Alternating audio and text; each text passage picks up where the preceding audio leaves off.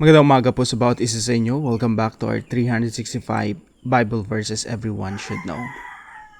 So, pumbatiin muna yung mga followers ni Jesus na mga taga-La Union.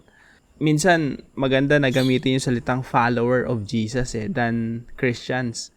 Kasi yung Christians parang generic Minsan, di na rin natin maintindihan ano ba yung ibig sabihin ng pagiging Kristiyano.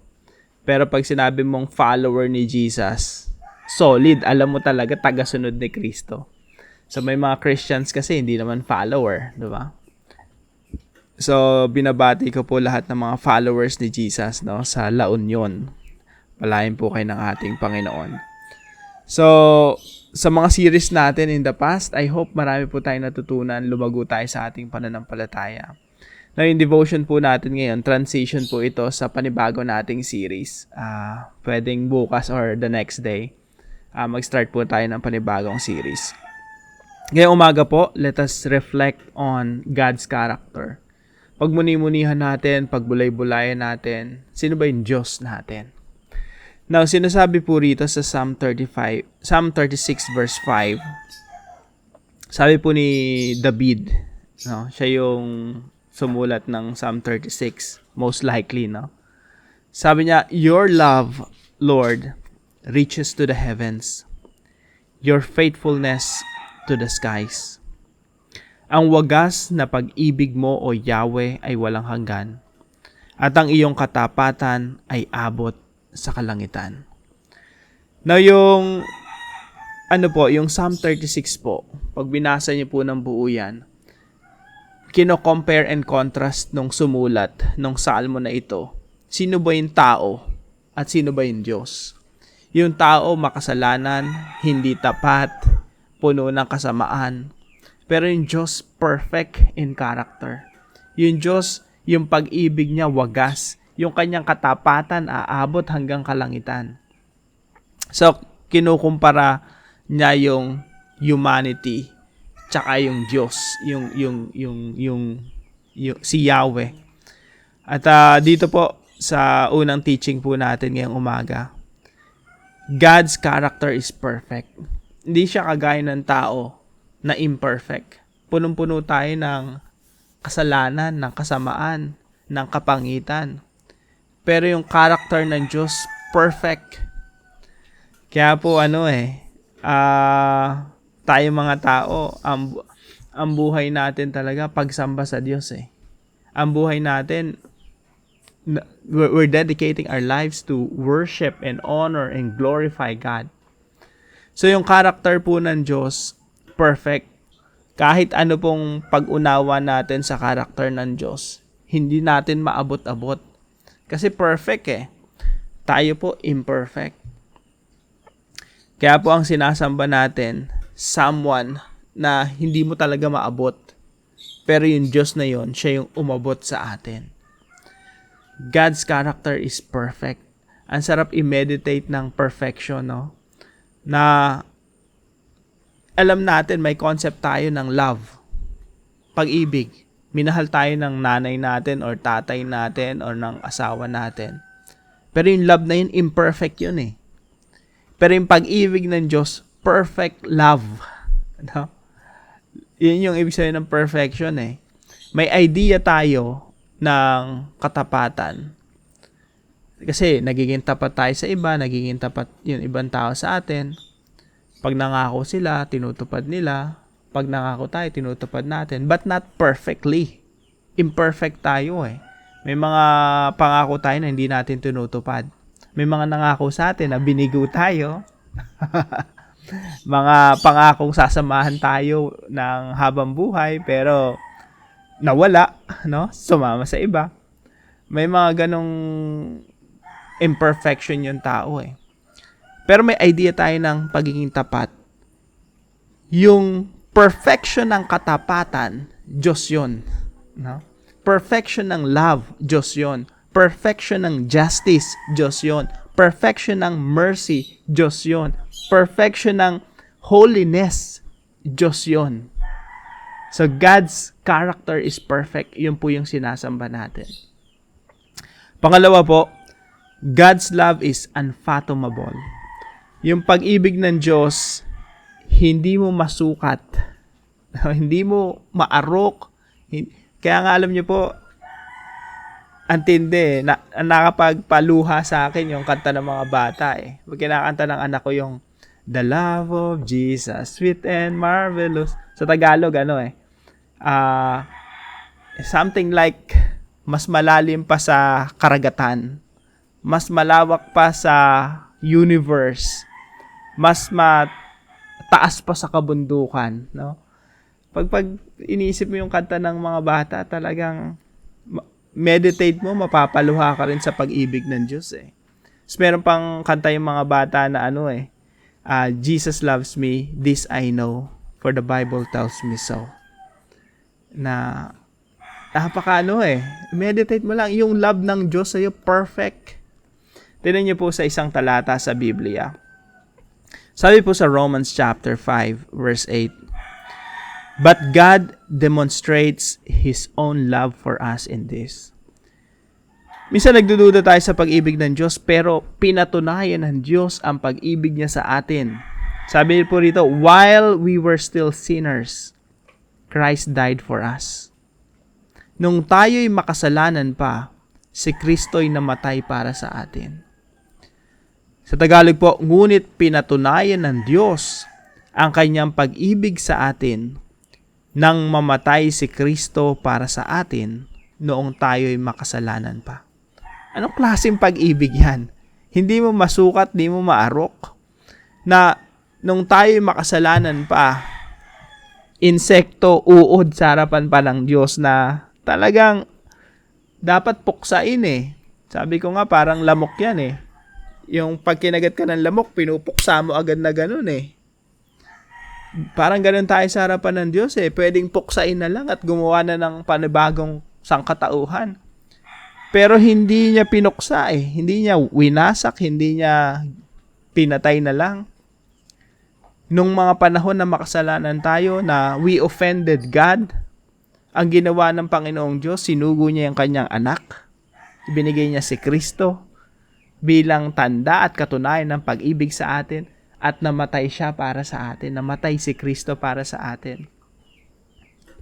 Paano mo unawain yun, no? Anong klaseng pag-ibig yon? Kaya mga kapatid, yung pag-ibig ng Diyos, hindi mo maarok, hindi masukat, no? Minsan kantahin niyo yung The Love of Jesus. Tsaka yung yung kinakanta ng mga bata na mas mataas pa sa kabundukan yung pag-ibig ng Diyos. Mas malalim pa sa karagatan, mas malawak pa sa universe. Amazing, no? Talagang i-meditate mo, Lord, thank you. Ganun yung pag-ibig mo sa akin na kahit kailan, hindi ko man lang nagawa para sa inyo. Masasabi mo ba yung pag-ibig mo mataas pa sa kabundukan, mas malalim pa sa karagatan, mas malawak pa sa universe? Diyos lang yun, no? Ganun ang pag-ibig ng Diyos sa atin. Now, pangatlo po, God's faithfulness is dependable. Yung katapatan ng Diyos. You know, God is faithful not just to you. God is faithful to Himself. So when God says something, He will do it. Why? Because He is faithful to Himself. He is faithful to His word. When God says something, God is binding Himself. Tinatali ng Diyos yung sarili niya dun sa kanyang sinabi. At hindi pwedeng hindi niya gawin yung kanyang mga pinangako, yung kanyang mga sinabi. Diyos lang po yun, yung tapat. God's faithfulness is dependable. Dahil ang Diyos ay tapat, ang Diyos ay faithful sa kanyang sarili. At pag may sinabi siya, gagawin niya yun alang-alang sa kanyang pangalan. Kaya pag may pangako ang Diyos, may mga principle sa Bible na talagang makikita mo na promise ng Diyos na pwede mong i-claim para sa iyong sarili.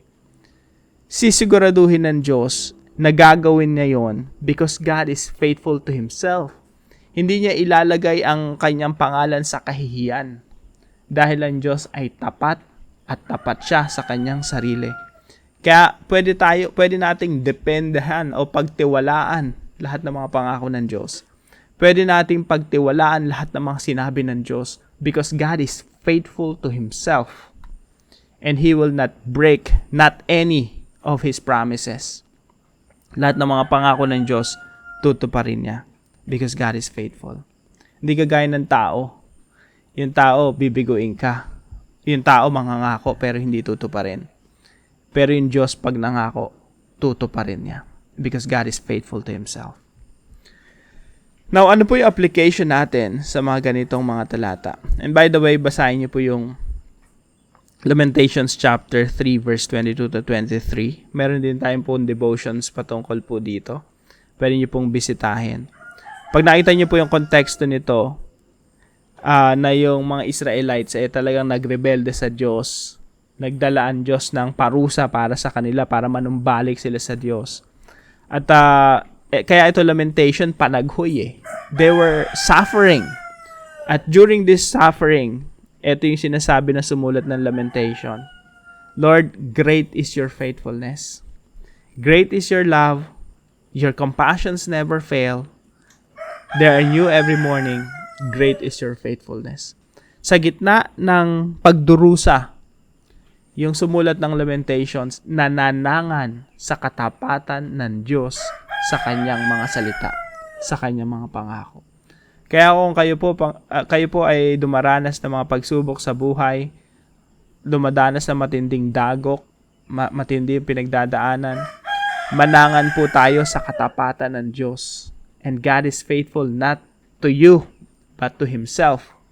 Kaya yung mga pangako ng Diyos, tutuparin niya alang-alang sa kanyang pangalan.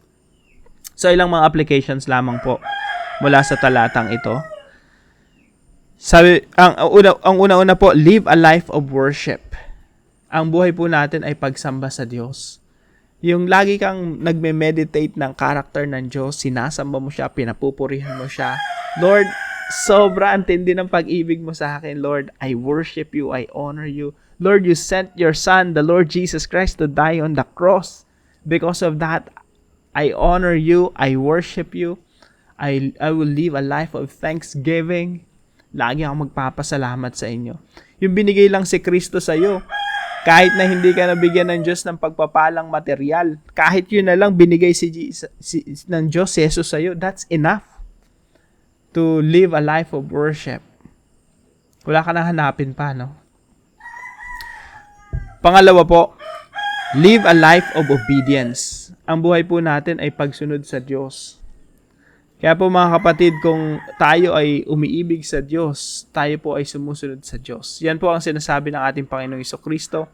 He who loves me will obey me, will obey His commandments. Kaya po ang tunay na, kaya makita niyo po rin sa greetings ko, followers of Christ. Hindi lang tayo Christian eh. Hindi lang tayo mga mananampalataya eh. Tayo ay tagasunod ng ating Panginoong Jesucristo. So, let's live a life of obedience. Pangatlo po, let's live a life of faith. Ang buhay ng Kristiyano, pagsamba, pagsunod, at pananampalataya. Faith. Alam natin na ang Diyos ay dependable. Ang Diyos ay merong mga pangako. Ang Diyos ay merong salita na binabasa natin, yung Biblia. Panampalatayahan po natin. Mamuhay tayo na may pagtitiwala sa Diyos kahit ano po ang sitwasyon ng ating buhay. Kahit na nasa kasaganaan tayo o nasa kahirapan, tayo po ay mamuhay na may pagtitiwala sa Diyos. Manangan sa mga pangako ng Diyos sapagkat ang Diyos natin ay tapat. Live a life of faith. Now, para po sa ating discussion, how does the character of God change your life? Paano ba yung character ng Diyos binabago yung ating buhay? No? Ano yung epekto nito?